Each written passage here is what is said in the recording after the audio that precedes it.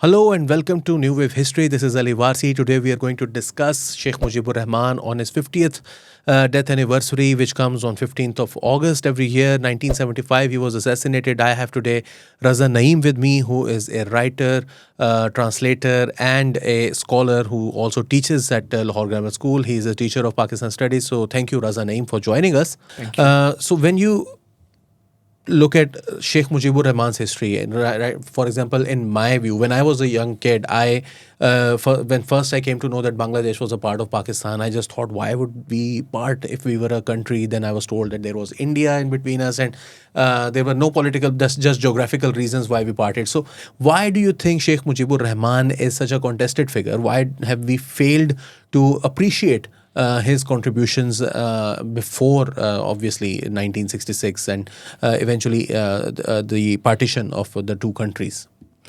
Thank you very much for having me. I think if you look at the history of national liberation struggles, all leaders who lead struggles are declared. The terrorists of yesterday are the nation builders of tomorrow, right? Of today. So the same is the case with Sheikh Mujibur Rahman, and people get very flustered when I compare Mujib with Jinnah. Because of course Jinnah was the nation builder of Pakistan, one of the nation builders, apart from Iqbal and Sir Syed, while Mujib was the nation builder of Bangladesh. I mean, if you are in Bangladesh, it makes absolute sense because he was the one who fought for their freedom. And of course, he was a very devoted Pakistani for 25 years, which we often airbrush. And for me, the basic question begins from the textbooks, because I teach the textbook in Pakistan, and there is hardly a token mention of Bengalis or East Pakistanis as they were known then. There are 5 or 6 East Pakistanis mentioned in toto in Pakistani textbooks, and because they served offices. There is of course Maulana A.K. Fazlul Haq, because he, the Lahore resolution, he was the person who led. He was the chief minister of Pakistan, of Bengal, 1940. And then fast forward to post 1947, you have people like Hussain Shahid Sawarwardi, who is a towering figure in our history and who should be more frequently mentioned because he had a very independent foreign policy. He's there apart from Nurul Amin. He was the former prime minister of Pakistan, and also you have Sheikh Mujibur Rahman. And maybe there's a bit of a mention of Maulana Bhashani. Maulana Bhashani, Maulvi Tamizuddin, maybe in some cases the first prime minister of Pakistan after Liaquat Ali It's Khan was Khwaja also Nazimuddin. Khwaja Thank you very Nazimuddin. much for it. That's right. So I totally agree, but at the same time, you believe that you just mentioned, in fact, that he was a very devoted Pakistani for the first 25 years. But I remember I read somewhere, because I haven't read the autobiography of Hussain Shahid Sohrawardi, in which he mentions that some of my colleagues, for example, Sheikh Mujibur Rahman, he mentions in my name. He says that Sheikh Mujib does not believe in the Pakistan project anymore, and he thinks that Pakistan and Bangladesh are two separate entities. They are going to eventually turn into two separate entities, because he did not trust the West Pakistanis to give Bengalis their due share in power. So if he was really a truly dedicated Pakistani, because I know that what you just mentioned, I appreciate all those points, but at the same time, there is a view in Pakistan which says, and it is not just about the right-wing Pakistani politicians or writers or media persons, even the liberal Pakistanis, there is a tendency to say that Sheikh Mujib was not really, the kind of an exemplary Pakistani exemplary patriotic personality that we often try to make him out to be. That is the reason I compare him with Jinnah, and this is a prickly comparison. I mean, people of any hue get very upset. I was at a conference in Bada Gali in the University of Peshawar just 3 weeks ago. And I presented a paper over there, the same paper, comparing Jinnah. And I had these lines there, that if Jinnah, wanted to create Pakistan, then was he a traitor? And then I said, if Mujib, did not want the breakup of Pakistan, then was he a traitor as well? So that comparison made people very, very upset. And I was asked in an informal setting to be careful, it could be interpreted as a threat. It could be interpreted as a promise, as a warning. I'm still weighing it up. But the thing is, this is all ahistorical. There is nothing to suggest in Mujib's history that he was not a devoted Pakistani. He was a very ardent supporter of the Pakistan movement. He was a member of the Muslim Student Federation, which was the student wing of the. It bears repeating this today, which was the Muslim wing, which was the student wing of the Muslim student of the Muslim League. And he, let's talk about the January 1965 presidential elections, in which Muhtarma Fatima Jinnah reluctantly agreed to take part. The combined meeting of the opposition, which took place in Karachi in Lakham House, the Prime Minister Sorwadi's residence, Sheikh Mujib was a part of that meeting, which reluctantly, Fatima Jinnah Sahaba reluctantly accepted to become presidential candidate. Yes. And then, interestingly, and these are all facts, the person who filed the nomination papers on behalf of Fatima Jinnah, one of the two persons was Sheikh Mujibur Rahman. Sheikh Mujib was the organizer of the presidential campaign of Fatima Jinnah in East Pakistan. If you look at pictures from the period, he can be seen on the front and rear of Muhtarma Fatima Jinnah in every meeting, And if you look at his political speeches right until 7th March 1971, there is nothing to suggest that he was not a Pakistani, that he was going to declare Bangladesh. In fact, all the speeches until 7th March 1971, he says we want to become the masters of our destiny ourselves.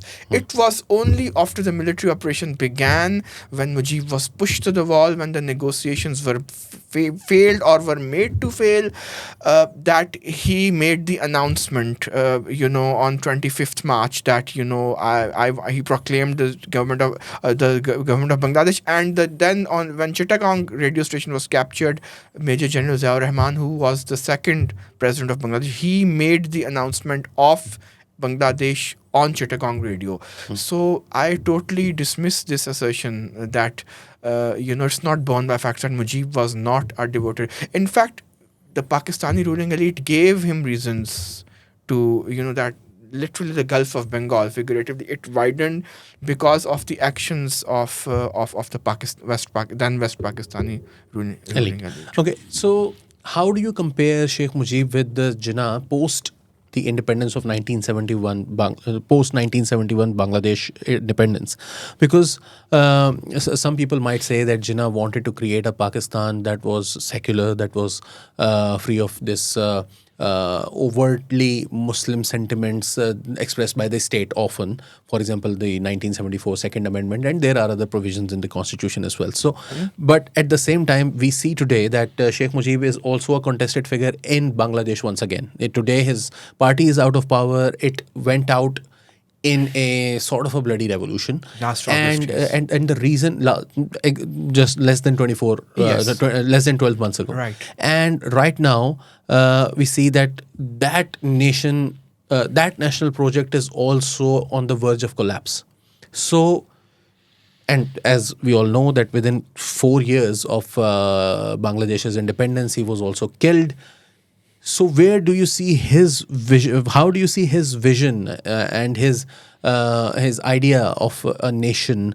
Can it survive in Bangladesh, or do you think that Bangladesh might pivot back to 1947 kind of Bangladesh, where their Islamic identity was probably more powerful than their Bengali identity? Dare I say that the seeds of what you have just described as the students uprising against Mujib's daughter Sheikh Hasina's government, the seeds were sown during Sheikh Mujib's own rule. Because unfortunately, in fact, in that whole decade, not only Mujib but Indira Gandhi of India and Zulfikar Ali Bhutto, all three leaders were actually killed by unnatural means. It's remarkable, but it's true. Sheikh Mujib, in the 4 or 5 years that he was allowed to become Prime Minister, unfortunately, he, again, this is what he shares with Indira Gandhi, and it became very authoritarian, violated their own constitution, and unfortunately also, yes, the constitution in Bangladesh was very secular, and they tried to keep the Islamic fundamentalists in check. But the personal excesses of Sheikh Mujib, for example, like Bhutto created the FSF in Pakistan to do his own dirty work. Mujib created Baksal, which was his own private force, and unfortunately, arbitrary. And there was a famine during Mujib's rule, a huge famine, which and the rise of left-wing student activism, which was actually quite. In fact, these are similar things which happened in Pakistan and India. It's very similar. So I don't know. Maybe took them out of the playbook of his contemporaries in Pakistan and India. What was happening, but he started behaving very authoritarian in a very authoritarian way, and especially after he had outlawed after the famine, when there was a lot of criticism on Mujib's policies. He became too authoritarian in the last couple of years of his life. I mean, he was assassinated in 1975. He outlawed all other political parties, made the Awami League the only party.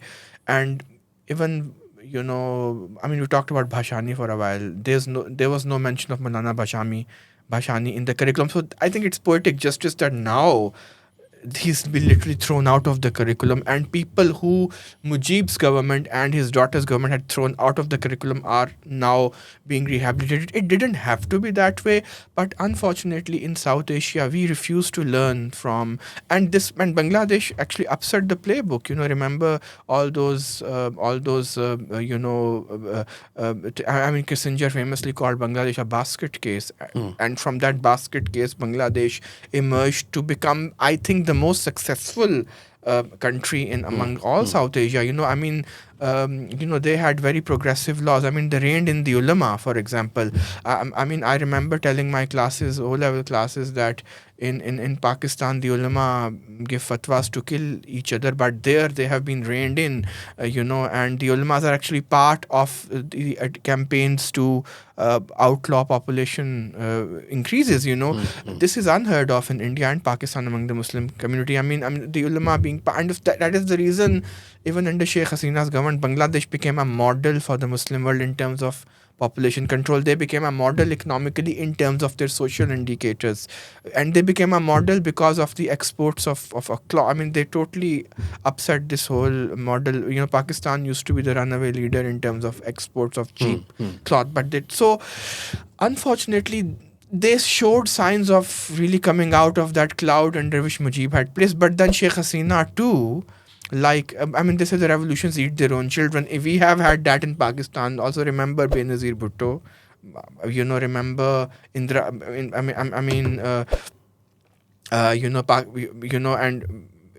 Bangladesh as well. So Sheikh Hasina, unfortunately, became too authoritative. Yes, she probably.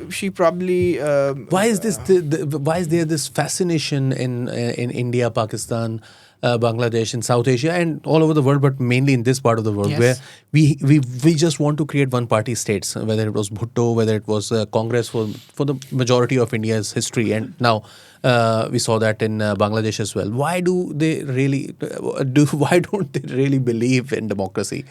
It's not just this part of the world, mostly, unfortunately, because most of all these countries were influenced by socialist models.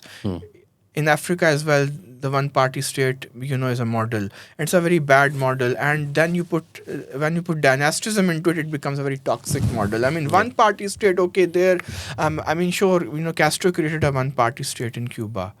But that state survived for whatever. It had sanctions. They tried 464 ways to kill Fidel Castro. He died a natural death. Now there's that one-party model. There's a slightly imperfect model in Venezuela, where Hugo Chavez died.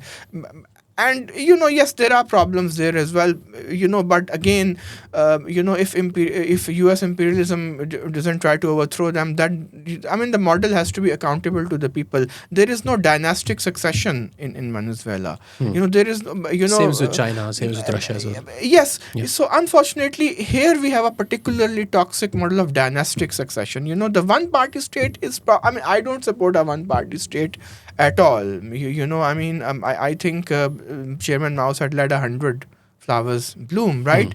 Unfortunately, all of the leaders in India, Pakistan, Bangladesh, they ended up outlawing other parties, and unfortunately, it hasn't done them any favors. Now that the founding fathers are dead and their children are also not Unpopular. they're unpopular, they're not in power. So, but when you add dynasties to that, dynastic battles, then it becomes a particularly South Asian thing. One party state is not a typically South Asian thing. The model has mixed successes all They over the just world. want to make it a one party system, and they want themselves to be the leaders of that party and their children after them. But at the same time, you see, Yes. let's go back to 1965-66, where it all basically began, and Pakistan started to unravel in a way. 1966 is a watershed moment because the 1965 war was over. Bengalis thought that the West Pakistani elite, for especially the military elite, had denied Fatima Jinnah the presidency, who was the more popular leader and definitely would have won the election, but they rigged the election and Yes. they rigged the system as well. Yes. In the 1965 election. Then Pakistan had a war with India, in which East Pakistan only survived because of some maneuver on the Chinese side, and we really didn't have a strategy to keep East Pakistan safe. And That eventually it alienated the West Bengal further The East because the Pakistanis. military, because Ayub Khan was not a political person. Remember, he was a Yeah. military dictator. So this whole But he wasn't a very good military tactician either, it appears. Because, yes, I mean, he was. I mean, if you look at his personal history, he was not the most competent. His superiors had written bad ACRs about him at Sandhurst, you know. But I mean, again, you had that whole air crash where the person who was supposed to take over as army chief actually died very mysteriously in an air crash, allowing, unfortunately. I mean, there's these mysteries related to the rise of military dictators like Zia or Ayub. I mean, they were not supposed to even become chief of army staff. What to talk about becoming the Yes. the The military dictator military of dictators of the Pakistan. country and But presidents. yeah, I mean, Ayub, this whole strategy of defending East Pakistan on a West Pakistani front totally made absolute nonsense. And because the Bengalis accepted everything for 25 years, which was thrown to them by the West Pakistani elite. They accepted the 1956 constitution, in which 56% in which a majority Bengalis still accepted the West Pakistani elite. They even accepted the the LFO, according to which actually ended Pakistan as a state. They accepted everything, but so they put up with a lot. So I don't really understand why we continue saying that Mujib was not well disposed towards But Pakistan. 1966, when he comes Sorry. up with his 6-point agenda, Yes. that is the main point of contention was this 1966 6-point agenda that made Pakistani elites very fearful of his intentions, and they believed that he wanted Pakistan. And there is this Agratla Sazish case as well, and there are other Trumped up. Trumped up or not, but the thing is that they really did have a fear that this guy wanted Pakistan dismembered. Did he? The 6-point agenda was a response to this whole failed strategy of 1965 war, because that told Mujib that, compromise is not possible anymore. Still, he was not willing to, he was not a, I mean, I would just like to read you an excerpt from Ayub's diary. Definitely, yes. These diaries have been published by the Oxford University Press. They're in the public domain, and they have entry by entry. Yes, this is very interesting. This is Ayub Khan. I mean, he didn't write his own diary, so you have to forgive him. It was ghostwritten by, Gohar, not Gohar, by Altaf Gohar, who should have known better, given his considerable talents.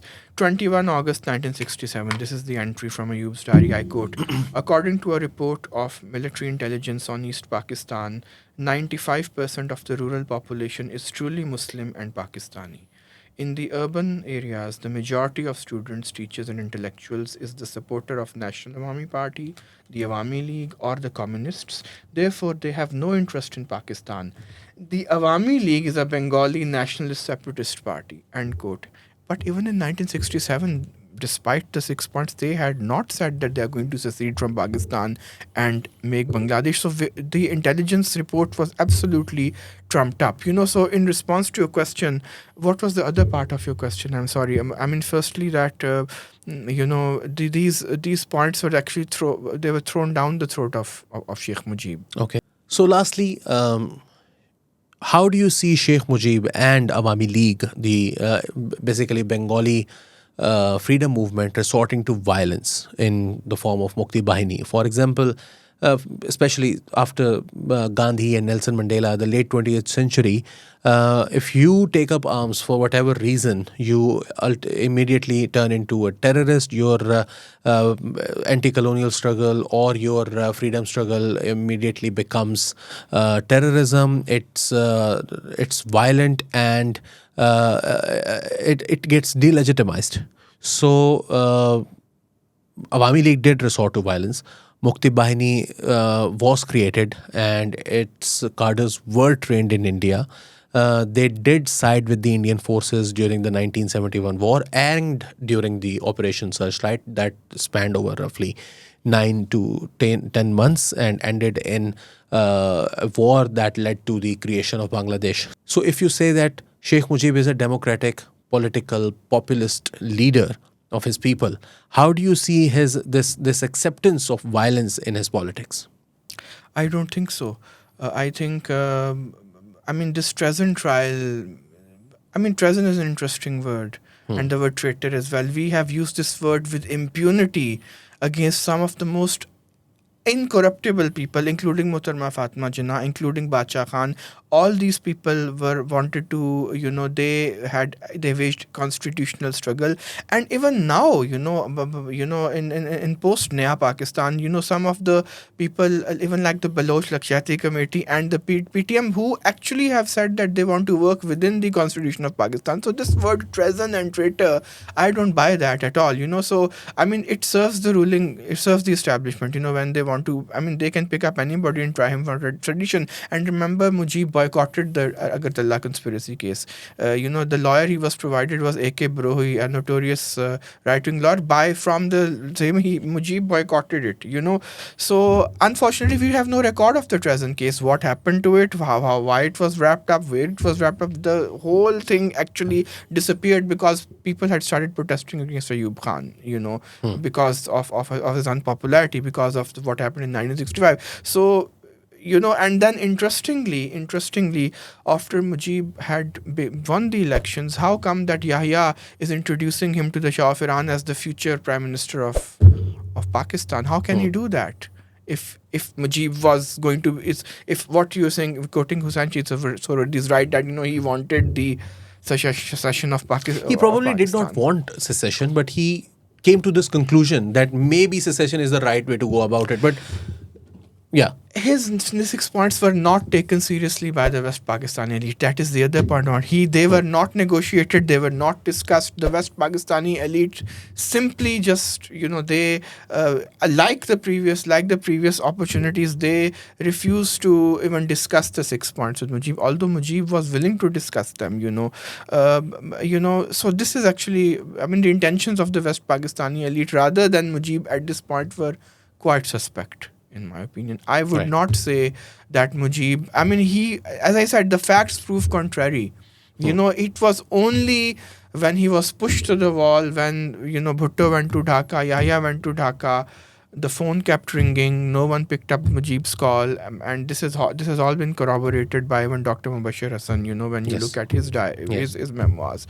And I think, and then one day before the military operation began, Bhutto came back and said, "Thanks God, Pakistan is saved."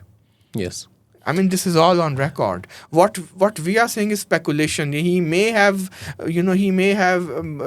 declared secession. He may have, but I think all records prove I mean, in my opinion, they prove contrary to that. I mean, Mujib, yes, he was not probably a loyal Pakistani anymore, but he wanted to remain in Pakistan, but without any compromise because he was also being pushed by his Bengali electorate, Okay. toward. So finally, one big question mark here is the Mukti Bahani, Yes. or the, how do I put it? They resorted to violence. Awami League, its cadres, they resorted to violence. And when I talk about Mukti Bahani, it's not just about the Awami League. It's also about India. There were Bengalis who migrated to India. They were trained there, and they were very clinical and key to the victory of Indian forces over Pakistani forces in the 1971 war. Because they, for example, if you must have read Witness to Surrender by Jafar Manali? Siddiq Saleh. Oh, yes. Sorry, Brigadier So he Siddiq. mentions Yes, that yes, in many sorry, yes. cases, the Pakistani forces were not able to intercept the Indian forces, because they would think that they're going to come there, but the Bengali locals would point to them the alternate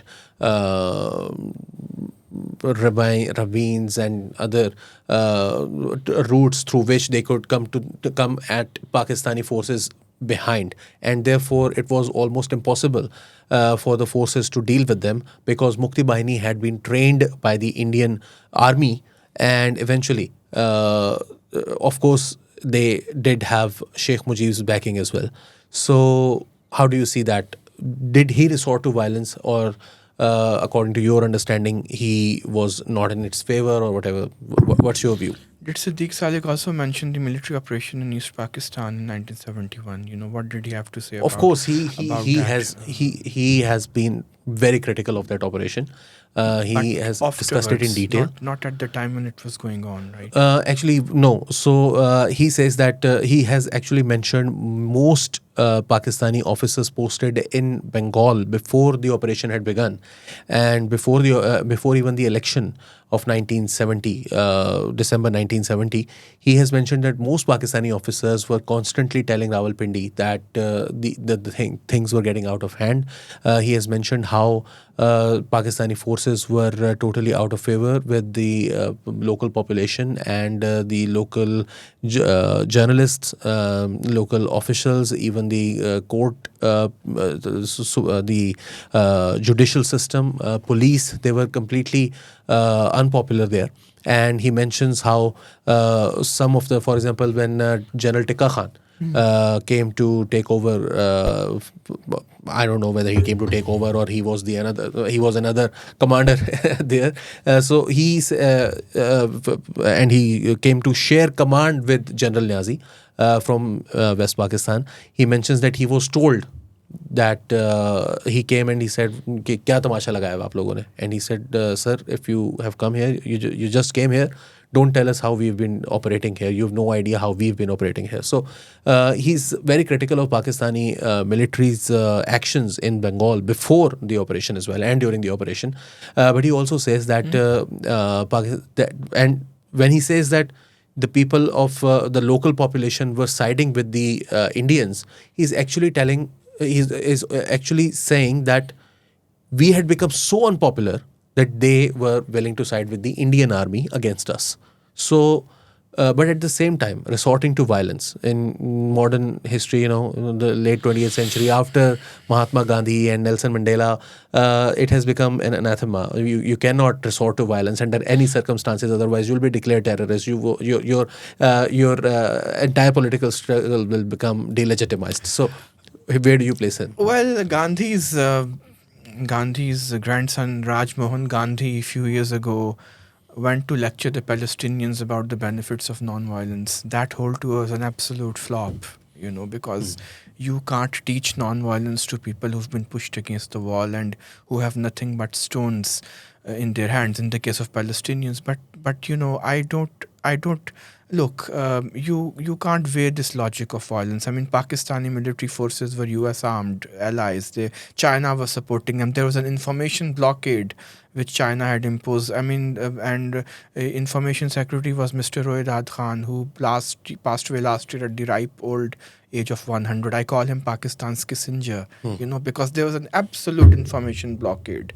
Pakistanis did not know what was going on in East Pakistan. True.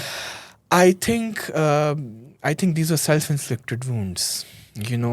Why did it lead to this? Why? I mean, even Ayub Khan mentioned in his diaries that Makhdoom Shahabuddin, his minister, was telling him that the writing is on the wall for East Pakistan. I mean, the Bengalis are, they are, riding about in Dhaka with Bangla number plates. He couldn't understand why this is the case, but the writing was clearly on the wall. I think this is the logic of all liberation struggles. But why do we also forget that after Bangladesh got independent, it was Sheikh Mujib who reinstated those pro Pakistani officers in his special batch of ministers, and which ultimately led to his downfall, and he was so anxious for Pakistan's recognition of Bangladesh because he wanted, you talk about India, he wanted to counter Indian influence in Bangladesh. This was the same Sheikh Mujib who actually, once that whole thing had been done, he still wanted to extend a hand, and he came to the 1974 OIC conference where for the last time Pakistanis saw him hand in hand.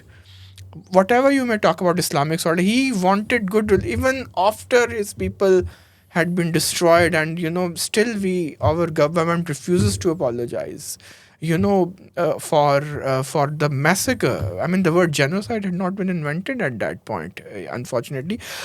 This is a man who's, I mean, what would you say about him? He, despite what the Pakistanis did to him, treason trial, his people, massacred.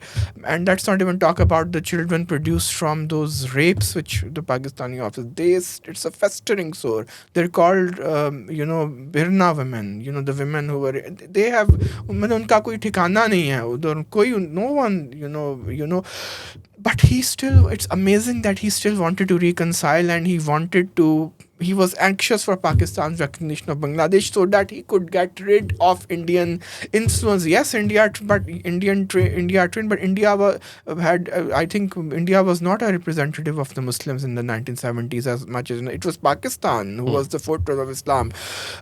And then, today is Fidel Castro's birthday, 99th birthday. When Fidel Castro met Sheikh Mujib in 1973 in Algiers, he said, Sheikh Mujib asked him for advice. He said, just get rid of all those pro-Pakistani officers. Why are you keeping? They will prove your downfall. And Sheikh Mujib said, look, we have to build a country. This is a person who is more interested in building a country than anything which are formerly hostile. He said, I want to build a country. I need these people, So he said, but because Allende was also undergoing the same thing. And he said, you and Allende will end up in the same manner. And you see what happened to Salvador Allende in Chile and what happened to Sheikh Mujib, although they were vastly different. I mean, Allende was actually quite popular. He was not authoritarian. So this is what Castro told him. So, I think the picture of Mujib is quite complex. I think, yes, of course, when you push against the wall, when your people are being killed, you are being, information blockade going on, then you will accept help from any, from any and everyone. And of course, unfortunately, we inflicted these wounds on ourselves. All of this could have been, it could have been countered if we had just listened to the writing on the wall, and the writing on the wall in 1947. I'm not even talking about 1965. I'm not talking about Mujib's 6 points. I'm not talking about, and still, unfortunately, we still, sometimes we behave like India is behaving in the subcontinent. Often we refuse to acknowledge the wounds which we have inflicted upon a country which was part of us for 25 years, So So yeah, this logic of violence is very complex. Probably would not want to get into that, because now Bangladeshis want to be friends with Pakistan. I mean, there is a whole, I mean, you talked about the mood changing, because Sheikh Mujib is being, I mean, he's being thrown out of the curriculum from the banknotes, but now they are also, there's a climate of good disposition towards Pakistan as well, which wasn't there when Sheikh Hasina was. Was in power. Right. So thank you, Raza, for this incisive discussion. And I hope that our listeners must have also learned a thing or two about Sheikh Mujib, his politics, his history, his personality, and how central a figure he is to South Asian history. Because as these 14th and 15th August, when Pakistan and India are celebrating their independence days, we often forget that there is a person who's larger than life, who is who's controversial but also central to this region's history. The founder of Bangladesh, Sheikh Mujibur Rahman, whose 50th death anniversary is being observed on this 15th of August 2025, I believe that it was the right time to refresh our memories of this figure that remains central to this region's politics even today. So thank you for joining us today. This is Ali Warsi signing off from New Wave History. Until the next time.